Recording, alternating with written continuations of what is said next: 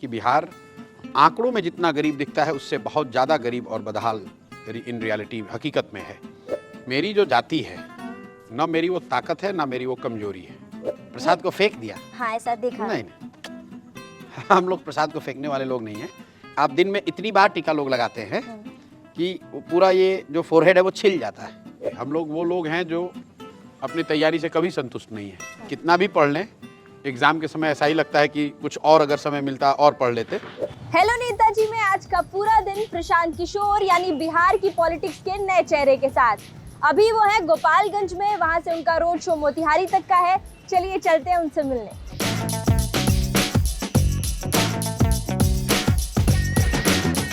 फिलहाल हम गोपालगंज में हैं, यहाँ के एक होटल में। यहीं से इनके दिन की शुरुआत होगी।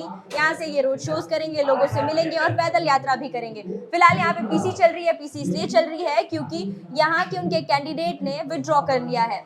चलिए देखते हैं क्या कुछ चल रहा है। गोपालगंज से जन सुराज की ओर से अनूप जी चुनाव लड़ रहे हैं।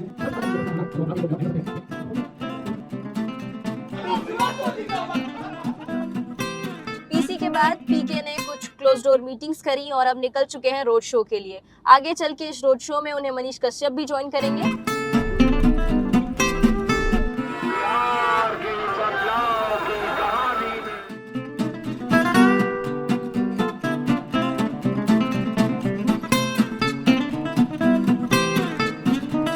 अगर आपको वापस जाकर फैक्ट्रियों में गुलामी नहीं करनी है, मजदूरी नहीं करनी है, तो अपने परिवार को, अपने पड़ोसी को, अपने गांव में सब लोगों को जगाइए और उनको ये सुनिश्चित कीजिए कि इस बार वोट सिर्फ और सिर्फ पलायन बंद करने के लिए पड़ना चाहिए। बिहार से बेरोजगारी वो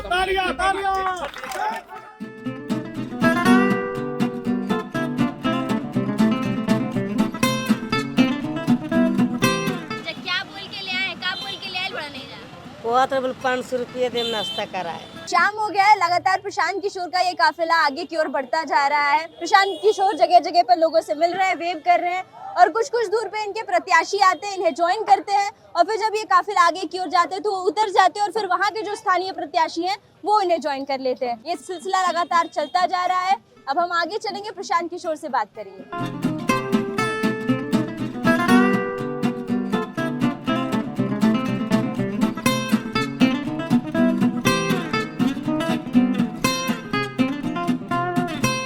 रात के तकरीबन 12 बज चुके हैं। पीके अभी हमारे साथ मौजूद हैं। अपनी रोड शो करने के बाद, कुछ क्लोज डोर मीटिंग्स के बाद अभी इनसे बातचीत करेंगे और जानने की कोशिश करेंगे कि राजनीतिक रणनीतिकार का चुनाव प्रचार कैसा रहा पीके। सामान्य दिन है, दिन भर घूम रहे हैं, लोगों से मिल रहे हैं, उनको वो सारी बातें याद दिलाने की कोशिश कर रहे हैं जो पिछले 3 साल में उनको बताने का प्रयास किया है कि कैसे बिहार की बदहाली, उनकी अपनी परेशानी, उनके बच्चों की जो दुर्दशा है उससे बाहर निकलने का रास्ता क्या हो सकता है। फैसले की घड़ी है तो उनको एक बार से रिमाइंड कर रहे हैं फिर से आके। आप चुनाव नहीं लड़ रहे हैं और जो आपके कैंडिडेट्स हैं उनमें से भी 4-5 ने विड्रॉ कर लिया। ये पार्टी में पलायन क्यों हो रहा है पीके, ऐसा क्यों हो रहा है? 243 लोगों में 2-3 ऐसे लोग हैं जो उस दबाव में जिन्होंने नॉमिनेशन वापस लिया है, लेकिन उससे कोई बहुत फर्क नहीं पड़ता है क्योंकि अगर वो 3-4 लोगों को हटा भी दें तो भी बिहार में अकेले अपने दम पर सबसे ज़्यादा सीट पर जनसुराज ही लड़ रहा है। तो उससे 2-4 लोगों के आगे पीछे होने से कोई फर्क नहीं पड़ता है, बल्कि उससे भाजपा का चाल चरित्र चेहरा दिख रहा है। वो उम्मीदवारों को लूटने की कोशिश कर रहे हैं। वो ये कोशिश कर रहे हैं कि चुनाव में कोई उनका प्रतिद्वंदी सामने खड़ा ही ना हो। इस चुनाव में जनसुराज की जो तैयारी है उससे कितना संतुष्ट हैं आप? देखिए, हम लोग वो लोग हैं जो अपनी तैयारी से कभी संतुष्ट नहीं है।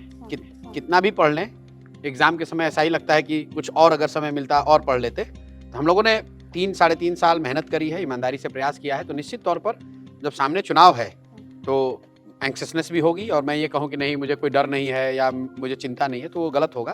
क्या ऐसा मुमकिन है आपके लिए कि बिहार को एक शब्द में कुछ डिस्क्राइब करके बताएं हमें? एक शब्द में तो बिहार बिहार ही है, लेकिन अगर एक पंक्ति में बताऊं तो मैंने जो पहले भी कहा है कि बिहार आंकड़ों में जितना गरीब दिखता है उससे बहुत ज़्यादा गरीब और बदहाल हकीकत में है।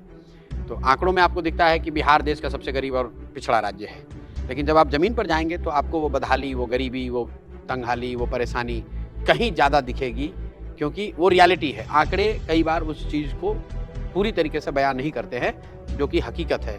आंकड़े ये बताते हैं कि लोगों को 400 रुपये पेंशन मिलता है। आंकड़े ये नहीं बताते हैं कि 400 रुपये में इस महंगाई के ज़माने में लोग जीवन अपना कैसे बिताते हैं। जब आप बिहार को जाकर नज़दीक से देखेंगे, ज़मीन पर देखेंगे, तो उन चीज़ों की समझ आपकी बनती है। इस पूरे पॉलिटिक्स को जब आप देखते हैं भारत की, क्या एक चीज़ है जो आपको लगता है कि ये ज़रूर बदल जानी चाहिए?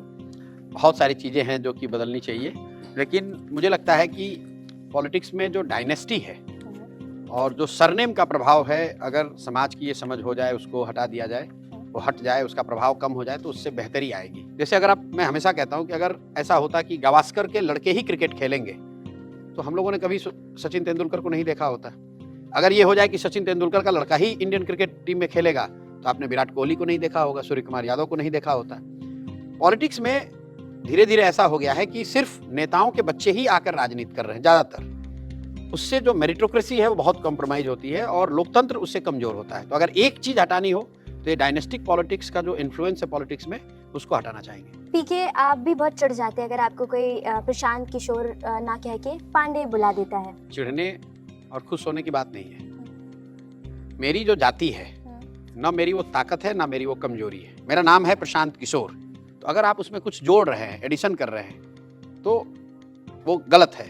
तो वो आपके पूर्वाग्रह को दिखाता है, आपके जातीय नजरिए को दिखाता है, जातियों को लेकर आपके नजरिए को दिखाता है, क्योंकि मेरा नाम नहीं है। एक वीडियो मैंने देखा, जब आपको प्रसाद दिया गया तो आपने उस प्रसाद को फेंक दिया, जब आपको टीका लगाया गया तो आपने टीका को साफ कर दिया अपने माथे से। प्रसाद को फेंक दिया? हाँ, ऐसा देखा। नहीं, हम लोग प्रसाद को फेंकने वाले लोग नहीं हैं।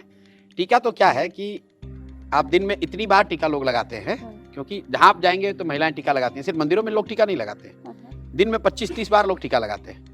तो स्वाभाविक तौर पर उसको साफ करना पड़ता है। अगर आप साफ नहीं करेंगे तो जब पहले से टीका लगा रहता है और उस पर दोबारा कोई टीका लगाता है तो कट जाता है। ये व्यवहारिकता है। पीके, आप बिहार में रहे हैं, आपका बचपन यहाँ गुजरा, तब का बिहार और अब का बिहार किस तरीके से देखते हैं? तब के बिहार और अब के बिहार में अगर जीने के नजरिए से देखेंगे तो दो चीजों में आपको आमूलचूल परिवर्तन दिखेगा। एक तो हम लोग जब बच्चे थे तो यहाँ बिजली नहीं थी। 7-8 दिन में, 10 दिन में, 15 दिन में कभी बिजली आती थी तो लगता अच्छा बिजली आज 1 घंटे के लिए आई। और दूसरा, सड़कों की स्थिति डेफिनेटली सुधरी है। पहले बिहार में जब हम लोग while we were growing up, एक जगह से दूसरे जगह जाना इतना सहज नहीं था जितना आज है। तो कम से कम नेशनल हाईवे और स्टेट हाईवे में सुधार हुआ है। हालांकि ग्रामीण सड़कों में बहुत सुधार नहीं है। सड़कों की बात से मुझे याद आया कि जब आप सड़कों पे चल रहे होते हैं, भीड़ उमड़ पड़ती है पीछे। ये जो भीड़ है, आपको लगता है कि बाकी पॉलिटिकल रैलीज में भी इनको बुलाया जाता है किसी तरीके का पैसे का लालच या किसी तरीके के और लालच देके? नहीं, बिहार में पैसा देकर रैलियों में लाने का, लोगों को लाने का कॉन्सेप्ट नहीं है। कई राज्यों में ऐसा है, बिना पैसा लिए लोग नहीं आते हैं रैलियों में। आपको 500-1000 रुपए उनको एक तरह से फॉर लॉस ऑफ वेज या टाइम के लिए आपको देना है। बिहार में ये कल्चर ही नहीं है। आज मैं एक महिला से मिली आप ही की रैली में, उनका यही कहना था और उनके साथ के 2-4 लोगों का ये कहना था कि हमें 500 रुपए और नाश्ता देने का वादा करके लेके आए। मैंने यही आपको कहा, कई बार मीडिया वाले किसी ऐसे एक महिला को पकड़ लिया, किसी एक आदमी को पकड़ लिया, उसका लिया भाई मैं तो 500 रुपए दे के आया हूँ। संभव है कि अगर 10,000 लोग हैं उसमें 5 लोग ऐसे मिल जाए, लेकिन जनरल ट्रेंड के तौर पर पार्टी की ओर से कि भाई ये पैसा लो, 10,000 आदमी को लाने के लिए आपको 500 रुपए दिए जा रहे हैं, 50 लाख रुपए खर्च किए जा रहे हैं, ऐसा मैं समझता हूँ जनसुराज तो नहीं करता है, दूसरी पार्टी भी नहीं करती है यहाँ बिहार में। प्रशांत किशोर, बचपन में स्कूल में जब थे तो कैसे थे? स्कूल में कैसे थे आप? पढ़ाई में कैसे थे आप? ठीक थे, बस अब अपने से क्या कहें, बस ठीक थे। पढ़ने में कोई कमजोर तो नहीं थे, अच्छे ही थे। 12वीं के बाद आपने ग्रेजुएशन के दरमियान ये गैप रखा एक? जी, मैंने पढ़ाई छोड़ दी थी 2 हाँ। साल। पढ़ाई छोड़ दी थी क्योंकि मुझे लगता था कि मुझे पढ़ने की जरूरत नहीं है, लेकिन फिर पेरेंट्स ने समझाया, फिर वापस गए, पढ़ाई करी। आप यूनाइटेड नेशंस में गए, वहाँ पे जब आप पहली बारी गए, किस चयन, आपका पूरा चयन प्रक्रिया क्या था? वहाँ पहुँचे कैसे? चयन प्रक्रिया तो यूएन की जो अपनी वैकेंसीज निकलती हैं उसके अगेंस्ट आप सिलेक्शन प्रोसेस है, उस प्रोसेस को ही फॉलो करके लोग वहाँ पहुँचते हैं। ग्रेजुएशन कहाँ से किया आपने? लखनऊ यूनिवर्सिटी से। Post graduation? हैदराबाद। मैं एक चीज़ जानना चाहती हूँ कि कौन कौन से सब्जेक्ट में ग्रेजुएशन और पोस्ट ग्रेजुएशन किया आपने? बिजनेस एडमिनिस्ट्रेशन किया है, फिर पब्लिक हेल्थ की पढ़ाई। आपने नरेंद्र मोदी जी के साथ में पहला अपना काम का अनुभव किया। अब मैं ये जानना चाहती हूँ कि एक दोस्त के नाते आप उनके साथ बहुत अच्छे रिलेशन में भी थे, आपकी बहुत अच्छी बातचीत भी थी। क्या ऐसी 2 चीज़ें होंगी जो आप उनसे सीखना चाहेंगे और क्या ऐसी 2 चीज़ें होंगी जो आप कतई उनसे अपोज करते हैं, उस चीज़ को आप बिल्कुल देखिए, दरकिनार करेंगे? उनके साथ काम किया तो आई थिंक मैंने पहले भी ये बताया हुआ है कि हर वो व्यक्ति जो ऊंचाई पे है उसमें कुछ तो खूबी होगी, कुछ क्वालिटी होगी, तभी वो वहाँ पहुँचा है। तो अगर 2 चीज़ें मैं कहूँ तो Modi ji is a very good listener. तो अगर मुझे कुछ सीखना हो तो I would like to become a better listener. और सेकंड चीज़ कि वो बहुत अनुशासित है। क्वाइट डिसिप्लिन्ड, वो वही करते हैं जो जो उनकी करने की इच्छा है। जो चीज़ मैं नहीं लेना चाहूँगा, मैंने पहले ये बात कहा हुआ है कि मुझे लगता है कि जैसे जैसे आप बड़े होते हैं, आपके पास पावर आता है, जब आप सत्तासीन होते हैं, राजा की तरह आप राजा की पोजीशन में हैं, तो आपको बेनोवेलेंट होना चाहिए, आपको उदार होना चाहिए। तो मुझे लगता है कि जो लैक ऑफ बेनोवेलेंस है उनमें, वो चीज़ मैं नहीं लेना चाहूँगा। आपकी लव स्टोरी पे थोड़ा सा फोकस कर सकते हैं आप? पहली बार जब आप मैम से मिले, कब, कैसे, किस तरीके से? बस मिले जैसे सामान्य लोग मिलते हैं। हैदराबाद में मैं पढ़ता था, वहीं पे मुलाकात हुई और उसके बाद हम लोग साथ में रहे और साथ में दोस्ती हुई, फिर आगे जाके शादी कर ली। She says that you are short tempered. आप बहुत जल्दी नाराज हो जाते हैं। बहुत लोग कहते हैं। हाँ। हाल फिलहाल किस पे बहुत ज्यादा नाराज हो गए थे? वो दिन में 4 बार होते हैं। आज किस किस पे हो गए?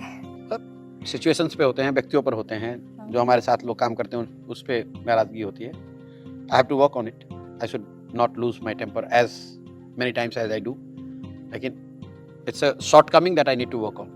आपने लालू प्रसाद यादव के बारे में बहुत ज़्यादा कुछ बताया है पहले से ही, लेकिन अभी जो उनकी सिचुएशन है और नीतीश कुमार जी की जो सिचुएशन है, बिहार में ये दोनों नाम पहले पीक पे होते थे और अब दोनों कहीं ना कहीं दे आर सेटिंग डाउन और उनके जो बच्चे हैं वो सामने आ रहे हैं। और आप हमेशा कहते थे कि वो कुछ नहीं है, वो सिर्फ लालू प्रसाद के बेटे अगर तेजस्वी की बात हो और उसी तरीके से निशान की बात हो तो आप क्या देखते हैं पहले तो बिहार की पॉलिटिक्स में? आपने बिल्कुल गलत कंपैरिजन किया। नीतीश कुमार के बच्चे जो लड़के हैं वो पॉलिटिक्स में नहीं हैं।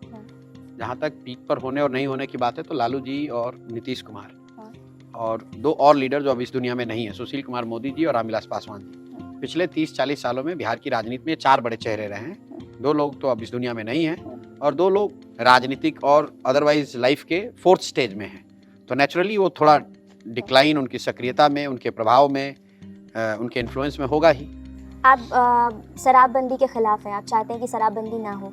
आपको नहीं लगता कि महिलाएं बहुत परेशान हो जाएंगी अगर उनके घर पे इसी तरीके से मारपीट की सिचुएशन? ऐसा नहीं लगता है, क्योंकि पूरी दुनिया में शराबबंदी नहीं लागू है। तो इसका मतलब ये तो नहीं कि पूरी दुनिया में महिलाओं के साथ मारपीट हो रही है इसलिए कि वहाँ पे शराब बिक रही है। सिर्फ बात शराबबंदी की नहीं, आज शराब को लेकर सरकार कानून बना रही है, कल आपके कपड़े पहनने पर सरकार कानून बना सकती है, परसों आपको कहेगा कि नहीं ये धर्म इस देवता का पूजा करोगे तभी सही होगा, वरना तुमको पकड़ कर जेल में डाल देंगे।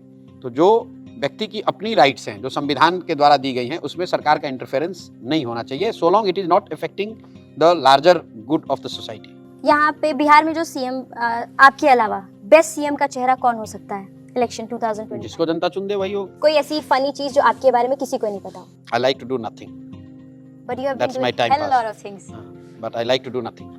Thank you so much for Thank you. Having us here. Thank thank you. इस तरह के और इंटरेस्टिंग एपिसोड्स देखने के लिए डाउनलोड करें दैनिक भास्कर ऐप